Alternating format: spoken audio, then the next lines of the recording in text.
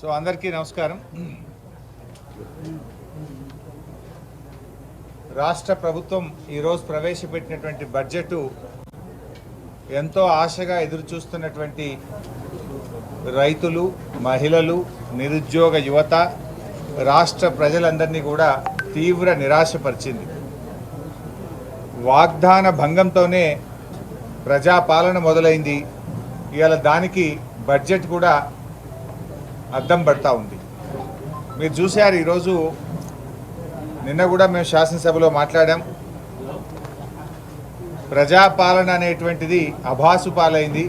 ఒకరోజు ముఖ్యమంత్రి గారు పోయారు, 3 రోజులు మంత్రులు పోయారు, తర్వాత అవుట్సోర్సింగ్ ఉద్యోగులకు పరిమితమైందని నిన్న శాసనసభలో కూడా చెప్పాం. అదేదో చాలా గొప్పగా జరుగుతుందని వాళ్ళు చెప్పే ప్రయత్నం చేశారు.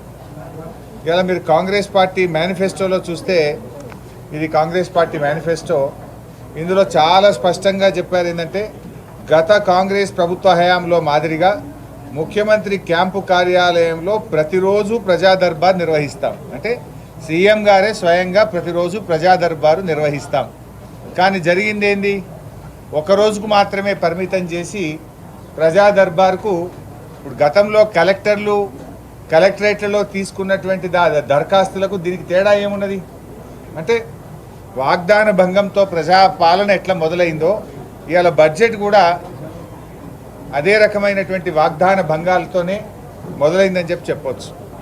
కొండంత ఆశలు చూపి గోరంత కూడా చేయని బడ్జెట్ ఈ బడ్జెట్. గ్యారంటీల అమలు విషయంలో ప్రజలకు ఒక స్పష్టత ఇవ్వలేకపోయినారు, నమ్మకం కూడా ఇవ్వలేకపోయినారు.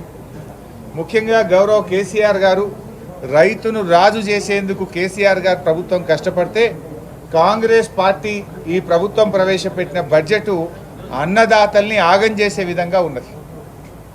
ఎన్నికల ప్రచారంలో రైతులకు కాంగ్రెస్ చెప్పిందేమో చాంతాడంత, బడ్జెట్లో ఇచ్చిందేమో చెంచాడంత. రైతు భరోసా ఇస్తామని చెప్పి ఇవాళ రైతులకు బడ్జెట్లో నామమాత్రపు కేటాయింపు ఇచ్చారు. అంకెలు మార్చి ఆంక్షలు పెట్టి అన్నం పెట్టే రైతన్న నోట్లో మట్టి కొట్టే విధంగా ఈ బడ్జెట్ ఉంది. రైతు బంధుకు రామ్ రామ్ పలికేటట్టు, రుణమాఫీకి మొండి చేయి చూపేటట్టు, పంటల బోనస్ బోగస్ అన్నట్లుగా ఈరోజు బడ్జెట్లో కేటాయింపులు ఉన్నాయి. ఎందుకు ఈ మాట అంటున్నామంటే, ఆర్థిక మంత్రి గారు స్వయంగా బడ్జెట్ చదివేటప్పుడు ఏమన్నారంటే, వ్యవసాయ రంగానికి ఈ బడ్జెట్లో 19,746 కోట్లు పెట్టినామన్నారు. ఈ 19,746 కోట్లలో ఎస్టాబ్లిష్మెంట్ ఉంటుంది కదా, జీతాలు, ఎస్టాబ్లిష్మెంటే ఓ 3,000 కోట్లు పోతుంది. ఇక మిగిలేదంత ఓ 16,000 కోట్లు. మరి 16,000 కోట్లలో రైతు భరోసా ఎట్లా వస్తుంది, రుణమాఫీ ఎట్లా చేస్తారు, రైతు బీమాకు నిధులు ఎక్కడివి, బోనస్ ఎట్లా అమలు చేస్తారు, మరి అదేవిధంగా పంటల బీమా ఎట్లా చేస్తారు, ఫామ్ మెకనైజేషన్కు నిధులు ఎక్కడివి? అంటే మొత్తంగా ఈ రైతులకు మొండి చేయి చూపించింది కాంగ్రెస్ పార్టీ. అంటే ఈ హస్తం కాస్త మొండి చేయి అయిపోయింది రైతుల విషయం వచ్చేసరికి. ఇలా రైతు భరోసా రాష్ట్రంలో 1,50,00,000 ఎకరాల భూమి ఉన్నది. మీరు చెప్పిన ప్రకారంగా ఎకరానికి 15,000 రూపాయలు ఇవ్వాలంటే రైతు భరోసాకే 22,500 కోట్లు కావాలి. రుణమాఫీ ఆ రోజు మీరేం చెప్పారు? డిసెంబర్ 9వ తేదీననే 2 లక్షల రూపాయల రుణమాఫీ చేస్తామని రైతులకు నమ్మించే ప్రయత్నం చేసినారు. డిసెంబర్ 9 బాయ్, జనవరి 9 బాయ్, ఫిబ్రవరి 9 కూడా బాయ్. మరి ఏది రుణమాఫీ? పోనీ బడ్జెట్లోనైనా ఏమైనా పెడతారేమో, రుణమాఫీ గురించి ఇలా ప్రకటన వస్తుందేమో అని ఎంతో ఆశగా ఎదురు చూసిన రైతులకు తీవ్రమైన నిరాశ మిగిల్చింది ఈ బడ్జెట్. 2 లక్షల రూపాయల రుణమాఫీకి 40,000 కోట్ల రూపాయలు అవసరం. కానీ బడ్జెట్లో 4 రూపాయలు కూడా రుణమాఫీకి కేటాయించలేదంటే ఇలా రుణమాఫీకి మొండి చేయి చూపింది ఈ కాంగ్రెస్ పార్టీ.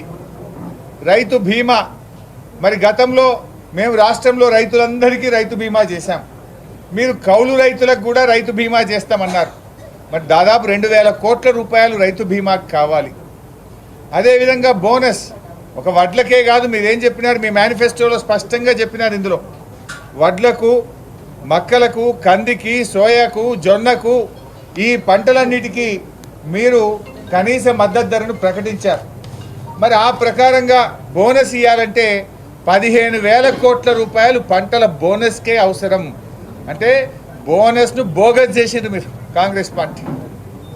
ఉద్యానవన పంటలు హార్టికల్చర్ కానీ, డ్రిప్ ఇరిగేషన్ కానీ, స్ప్రింక్లర్ సెట్లు కానీ, ఫార్మ్ మెకనైజేషన్ కానీ ఇవన్నీ కావాలంటే దాదాపు 82,000 కోట్ల రూపాయలు కావాలి. కానీ బడ్జెట్లో పెట్టింది ఎంత? 19,746. అందులో ఎస్టాబ్లిష్మెంట్ పోతే ఉండేది ఎంత? 16,000 కోట్లు. అవసరం 82,000 కోట్లు. బడ్జెట్లో పొందుపరిచింది 16,000 కోట్లు. అంటే రైతులను ఇవాళ కాంగ్రెస్ పార్టీ మోసం చేసింది, దగా చేసింది కాంగ్రెస్ పార్టీ.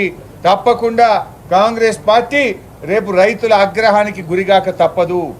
ఎందుకంటే మీరు నమ్మబలికినారు, వడ్లు అమ్ముకోకండి, మేము రాగానే బోనస్ ఇస్తాం, అప్పులు పోయి తొందరగా తెచ్చుకోండి, 2 లక్షల రుణమాఫీ డిసెంబర్ 9నే చేస్తాం, రైతులకు 24 గంటల ఉచిత కరెంట్ ఇస్తాం అని ఎన్నో విషయాలు మీరు చెప్పారు.